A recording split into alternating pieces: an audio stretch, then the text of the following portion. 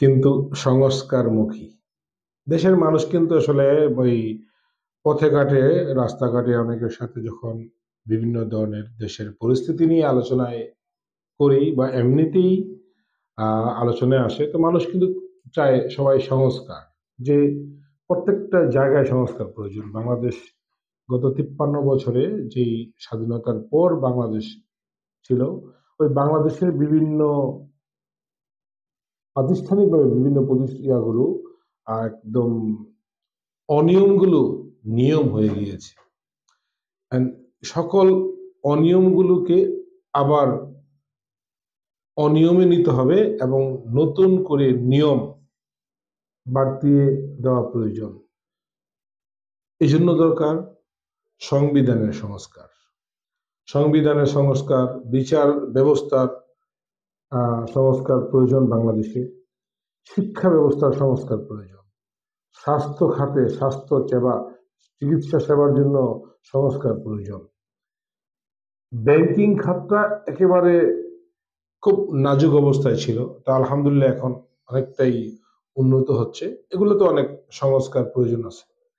আমাদের দেশের আইন শৃঙ্খলা অবনতি, এগুলোর মধ্যে অনেক প্রশাসনিকভাবে অনেক অনিয়ম আছে, দুর্নীতি আছে, এগুলোকে সংস্কার করা উচিত। ব্যবসা বাণিজ্যের মধ্যে সংস্কার করা প্রয়োজন। আমদানি রপ্তানির মধ্যে আমাদের সংস্কার নিয়ে আসতে হবে। আমাদের একটি বড় প্রবলেম ছিল রোহিঙ্গা।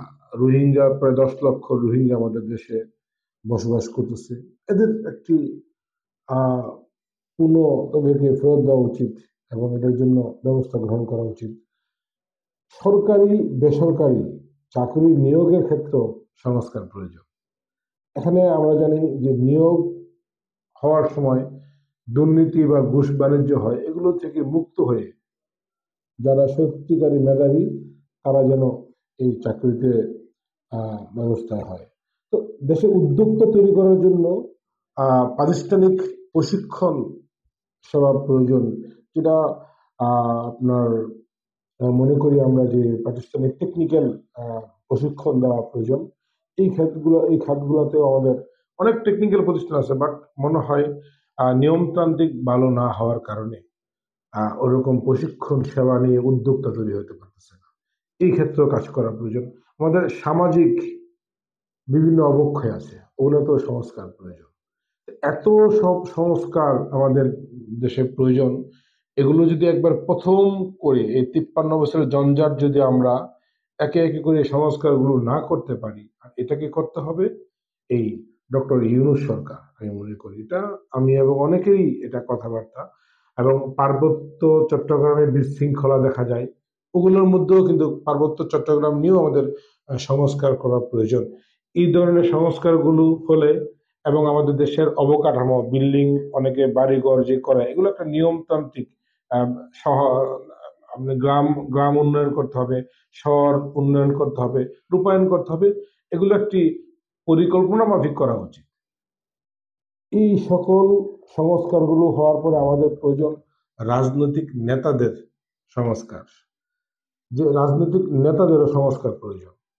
আমাদের যারা নেতৃত্ব দিবে তাদের মধ্যে দুর্নীতি থাকতে পারবে না, তাদের মধ্যে ন্যায় বিচার থাকতে হবে, তাদের মধ্যে দেশপ্রেমিক থাকতে হবে। এই বিষয়গুলো দেখে সৎ, শিক্ষিত, ন্যায় বিচার এরকম দিয়ে আমাদের রাজনৈতিক নেতাদের সংস্কার প্রয়োজন। এই সকল সংস্কার হওয়ার পর নির্বাচন ব্যবস্থার সংস্কার প্রয়োজন। প্রয়োজনে গণপরিষদ নির্বাচন প্রথমে হবে, একটা সংবিধান হবে, দেন আমাদের দেশে স্থানীয় নির্বাচন হবে, দেন জাতীয় নির্বাচন হয়ে একটি নির্বাচিত সরকার গঠন হবে।